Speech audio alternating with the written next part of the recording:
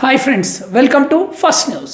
ఒకరు కాదు, ఇద్దరు కాదు, ఏకంగా 25,000 మంది ఉపాధ్యాయుల ఎంపిక రిక్రూట్మెంట్ చెల్లదంటూ దేశ అత్యున్నత న్యాయస్థానం సుప్రీంకోర్టు సంచలన తీర్పు ఇచ్చింది. ఈ కేసులో హైకోర్టు తీర్పును సమర్థిస్తూ సుప్రీంకోర్టు వ్యాఖ్యలు చేసింది. ఇంతకు ఈ స్కామ్ ఎక్కడ వెలుగు చూసింది, ఎప్పుడు చోటు చేసుకుంది వంటి వివరాలు ఈ వీడియోలో మనం తెలుసుకుందాం. దేశ న్యాయస్థానం సుప్రీంకోర్టు సంచలన తీర్పు ఇచ్చింది. సుమారు 25,000 మంది టీచర్ల నియామకాలు అంటే రిక్రూట్మెంట్స్ చెల్లవని స్పష్టం చేసింది. సుప్రీంకోర్టు నిర్ణయంతో పశ్చిమ బెంగాల్ మమతా బెనర్జీ సర్కార్కు భారీ షాక్ తగిలిందని చెప్పవచ్చు. పశ్చిమ బెంగాల్ రాష్ట్రాన్ని కుదిపేసిన school jobs for cash scam కేసులో గురువారం నాడు సుప్రీంకోర్టు సంచలన తీర్పు ఇచ్చింది.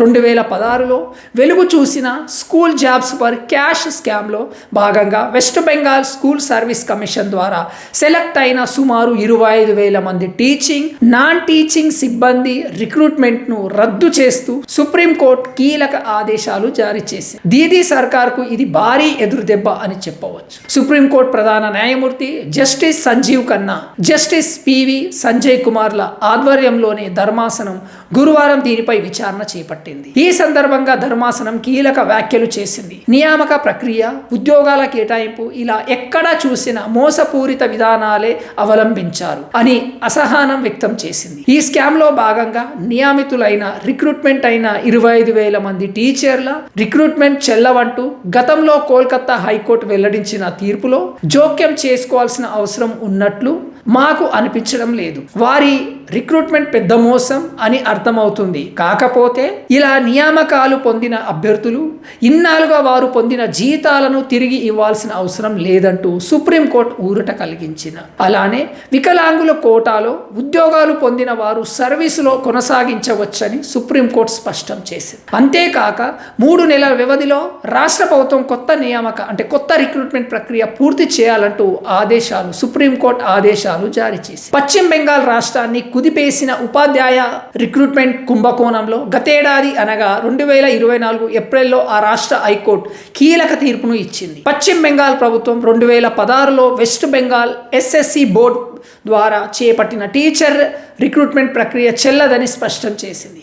అభ్యర్థులు రిక్రూట్మెంట్ రద్దు చేస్తూ తీర్పు వెల్లడించింది. నియామక ప్రక్రియ ముగిసిన తర్వాత ఉద్యోగం పొందిన వారు, అలానే బ్లాక్ OMR షీట్ సబ్మిట్ చేసి ఉద్యోగాలు పొందిన వారు నియామకం అంటే రిక్రూట్మెంట్ చెల్లదని వెస్ట్ బెంగాల్ హైకోర్టు స్పష్టం చేసింది. ఇలా మోసపూరితంగా ఉద్యోగాలు పొందిన అభ్యర్థులు ఇన్నాళ్ల పాటు పొందిన వేతనాన్ని 12% వడ్డీ రేటుతో కలిపి చెల్లించాల్సిందేనని పశ్చిమ బెంగాల్ హైకోర్టు స్పష్టం చేసింది. దీన్ని సవాలు చేస్తూ దీదీ సర్కార్ సుప్రీంకోర్టును ఆశ్రయించింది. కానీ అక్కడ ఆమెకు చుక్కెదురైందనే చెప్పొచ్చు. ఈ స్కామ్లో గతంలో హైకోర్టు ఇచ్చిన తీర్పును సుప్రీంకోర్టు సమర్థించింది. 20,000 మంది రిక్రూట్మెంట్ చెల్లవని స్పష్టం చేసింది. ఇందులో స్కామ్ ఎలా జరిగినది, నియామక అంటే రిక్రూట్మెంట్ ప్రక్రియలో అక్రమాలే. 2016లో వెలుగు చూసిన స్కూల్ జాబ్స్ ఫర్ క్యాష్ స్కామ్లో టీచర్ రిక్రూట్మెంట్ ప్రక్రియలో OMR షీట్లు మరియు ఇతర పత్రాలను మోసపూరిత వ్యవహారాలు జరిగాయి. కోర్టు తీర్పు ఏంటంటే, మొదట కోల్కతా హైకోర్టు ఈ నియామక అంటే రిక్రూట్మెంట్ ప్రక్రియలో ఉన్న లోపాలను గుర్తించింది. అక్రమ నియామకాలకు ముందస్తుగా వ్యక్తపరిచింది. అక్రమ రిక్రూట్మెంట్ అని ముందే చెప్పేసింది.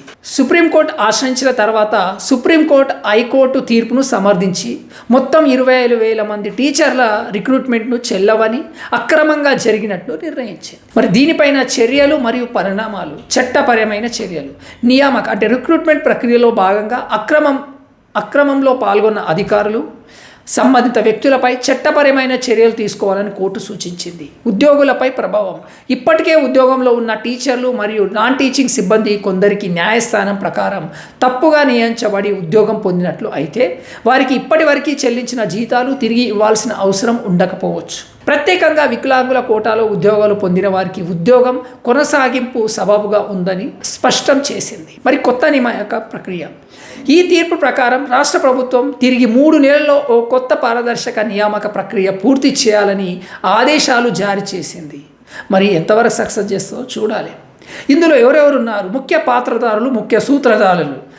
వెస్ట్ బెంగాల్ ఎస్ఎస్సి అధికారులు స్కూల్ సేవల కమిషన్ ద్వారా ఈ నియామక ప్రక్రియ నిర్వహించబడింది. వారి పద్ధతిలో ఉన్న లోపాలను కారణంగా ఈ కేసులో వారిపై తీవ్ర విచారణ జరుగుతుంది. రాష్ట్ర ప్రభుత్వ టీఎంసీ దీదీ ప్రభుత్వం ఈ నియామక ప్రక్రియ పూర్తి అధికారాన్ని ఎక్సైజ్ చేసిన కారణంగా రాష్ట్ర ప్రభుత్వంపై కూడా ఈ అక్రమాల బాధ్యత ఉంటుంది. నియమితులు సుమారు 25,000 మందికి పైగా అభ్యర్థులు.